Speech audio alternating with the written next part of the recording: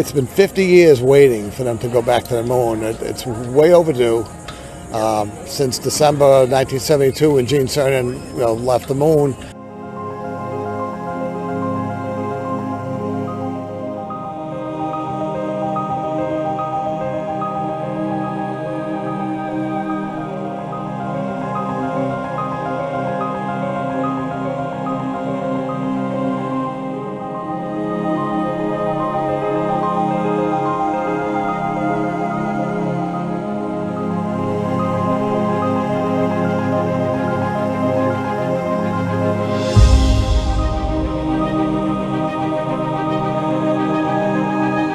We're going to stress it and test it.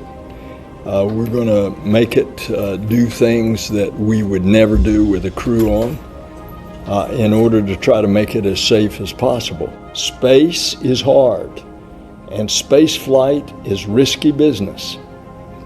And you accept the risk and you try to prepare.